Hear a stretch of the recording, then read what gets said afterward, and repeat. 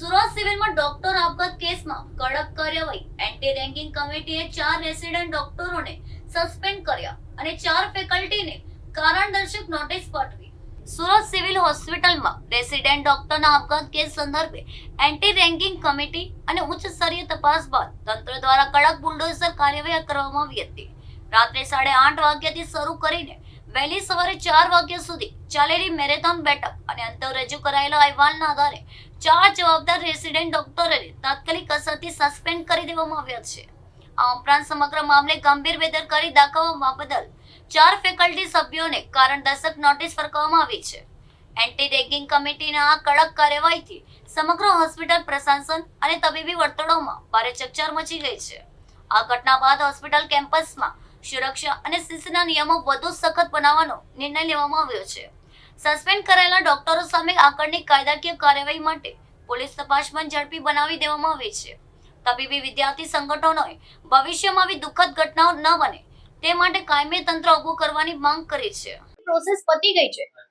અમારી કાલ રાત્રે આખા 9-10 કલાક થઈને પ્રોસેસ આખી રાત જાગીને બધા એચઓડી બેસીને એન્ટી રેગિંગ કમિટી બેસીને પ્રોસેસ પતી ગઈ છે. પ્રોસેસ પતાયા પછી જ અમે તમારી સમક્ષ છે અને પ્રોસેસમાં સસ્પેન્શન નીકળી ગયું છે અને 4 ડોક્ટરનું નીકળી ગયું છે અને 4 જે ફેકલ્ટી છે એને શોકોઝ નોટિસ છે. એના પછી એ જવાબ આપશે. એના પછી બી જો જરૂર પડશે તો બીજી મીટિંગ બોલાવીશું. એના પછી બી આગળ એક્શન એક્સેલેટ કરવાની હશે તો કરશું. મારું બેન સસ્પેન્શન થઈ ગયું, પોલીસ ફરિયાદ થશે, પણ પોલીસ ફરિયાદ બાદ આવા ડોક્ટર સમાજમાં આવશે, સમાજ માટે કેટલા હારા કહેવાય. તો એના માટે આવો જ્યારે આવા તબીબ પર ગુના દાખલ થાય છે તો એની મેડિકલ નું ભણવાનું પૂરું કરી સર્ટિફિકેટ લઈ શકશે ખરા? 6 months નું સસ્પેન્શન થશે. એફઆઈઆર થયા પછીની વાત છે. એફઆઈઆર પછી બી એવું ગાઈડલાઇન્સ નથી કે તમે એન્ટી રેગિંગ કમિટીનું ડિસિઝન બદલી શકો. એટલે એફઆઈઆર એની રીતે કામ કરશે અને એન્ટી રેગિંગ કમિટીનું જે ડિસિઝન આવ્યું છે એ એની 6 મહિના પછી પોલીસ ફરિયાદ થઈ ગઈ, વર્ષ પછી એ લોકો પાછા અભ્યાસ કરવા 6 મહિના પછી અભ્યાસ કરવા આવી શકે. પછી રેગિંગ કરશે તો ટર્મિનેશન થશે. એક છોકરાનો જીવ ગયો છે, એક છોકરાનો જીવ ગયો છે. નવી સિવિલ, સુરત નવી સિવિલ, બીજા છોકરાનો જીવ જાય પછી ટર્મિનેટ એન્ટી કરશે. રેગિંગ સાંભળો સાહેબ, એન્ટી રેગિંગ કમિટી એક કમિટી નથી. એમાં ઘણા બધા એચઓડીઝ હતા, મામલતદાર શ્રી હતા, પોસ્ટ પોલીસ ઇન્સ્પેક્ટર હતા. કાલે રાત્રે લગભગ 3 કલાક આ ચર્ચા ચાલી કે આ સ્ટુડન્ટને વર્બલ એબ્યુઝ અને ડિસેન્સી બ્રેક કરવામાં, જેમાં એને ફિઝિકલ એબ્યુઝ નથી કર્યું, જેના એની પરિભાષામાં આવતું નથી. એટલે એન્ટી રેગિંગ કમિટી પ્રમાણે નથી આવતું. એન્ટી રેગિંગ કમિટી પ્રમાણે વર્બલ એબ્યુઝમાં આવે છે. તો વર્બલ એબ્યુઝ પ્રમાણે જે અત્યારે સજા નક્કી થઈ છે અને એ પ્રમાણે અમે તમને જાણ કરીએ છીએ. Doctor Jayesh Dhambar, government medical college Surat. જણાવું છું કે ગઈકાલે જે રેગિંગ અંગેની બાબતે માઇક્રોબાયોલોજી વિભાગના પ્રથમ વર્ષીય રેસિડેન્ટ ડૉક્ટર્સ દ્વારા જે લિખિતમાં ફરિયાદ મળેલ તે અન્વયે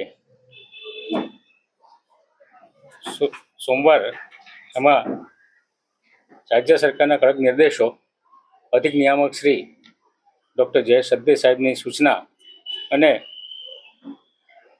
આરોગ્ય રાજ્યમંત્રી શ્રી માનનીય આરોગ્ય રાજ્યમંત્રી શ્રી ડૉક્ટર પાનસેરિયાના માર્ગદર્શન હેઠળ ત્વરિત અને પારદર્શક તપાસ હાથ ધરવામાં આવી હતી. આ ગંભીર મામલે ડીન તથા મેડિકલ સુપ્રિન્ટેન્ડન્ટ એમની સંયુક્ત અધ્યક્ષતામાં રચાયેલી કમિટી, ઉચ્ચ સ્તરીય કમિટી સમક્ષ પ્રથમ વર્ષના 9 રેસિડેન્ટ ડૉક્ટર્સ અને મૃતકના પિતાજીની ફરિયાદના આધારે નિવેદનો નોંધવામાં આવ્યા હતા. રાત્રે 8:30 થી તો સવારના 4 વાગ્યા સુધી ચાલેલી આ મેરેથોન બેઠકમાં માઇક્રોબાયોલોજી વિભાગના senior resident, faculty, junior resident, તમામ ટેકનિશિયન અને સફાઈ કર્મીઓના તમામ સ્ટેક હોલ્ડરના નિવેદનો નોંધી એન્ટી રેગિંગ સ્ક્વોડ દ્વારા એમના દ્વારા રચિત જે ઇન્ક્વાયરી કમિટી હતી તે એમનો રિપોર્ટ એમના સ્પષ્ટ અભિપ્રાય સહિત એન્ટી રેગિંગ કમિટીને સુપ્રત કરવામાં આવ્યો. સદર કમિટીના અહેવાલના આધારે સંપૂર્ણ ઊંડાણપૂર્વક તપાસ, અભ્યાસ તથા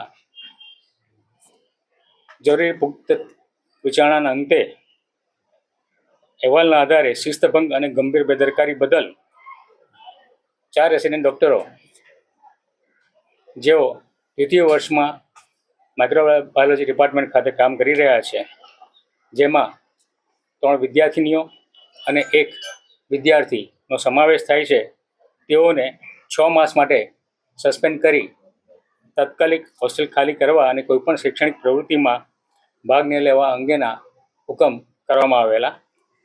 આ સાથે જ માઇક્રોબાયોલોજી વિભાગના વડા ડૉક્ટર સુમૈયા મુલ્લા તથા અન્ય 4 ફેકલ્ટી અન્ય 3 ફેકલ્ટી એમ કુલ 4 ફેકલ્ટીને સો કોઝ નોટિસ ફટકારવા અંગેનો નિર્ણય કરવામાં આવેલ. એન્ટી રેગિંગ કોલેજ કમિટીના આ સમગ્ર રિપોર્ટને સંસ્થાની કોલેજ કાઉન્સિલ કમિટી સમક્ષ રજૂ કરવામાં આવતા તમામ હાજર સભ્યો દ્વારા સર્વાનુમતે બહાલી આપવામાં આવેલ અને ભવિષ્યમાં આવી નિંદનીય ઘટનાઓનું પુનરાવર્તન ન થાય તે માટે ગંભીર સમીક્ષા કરી અને વહેલી સવારના રોજ અધિક નિયામક શ્રી તબીબી શિક્ષણને લેખિત અને મૌખિકમાં અહેવાલ સુપરત કરી દેવામાં આવ્યો છે. અત્રેની સંસ્થા ખાતે રેગિંગ અંગે 0 ટોલરન્સની નીતિ અપનાવવામાં આવેલી છે અને તે અંતર્ગત આ સમગ્ર કાર્યવાહી હાથ ધરવામાં આવી છે અને તેના અંગેનો રિપોર્ટ અધિક નિયામક શ્રી તબીબી શિક્ષણ દ્વારા ને સુપરત કરવામાં આવ્યો છે અને તેમના દ્વારા રાજ્ય સરકારને સુપરત કરવામાં આવેલ છે. સર, કઈ રીતે રેગિંગ કરવામાં આવતું હતું, કઈ રીતે ટોર્ચરિંગ કરવામાં આવતું હતું?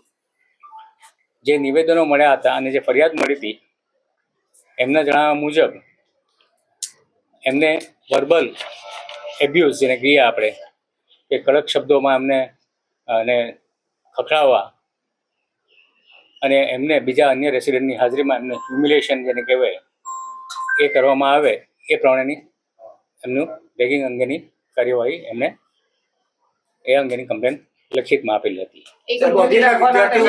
એક રૂમની અંદર એમને એક દિવસ બોલાવવામાં આવ્યા હતા અને 2 કલાક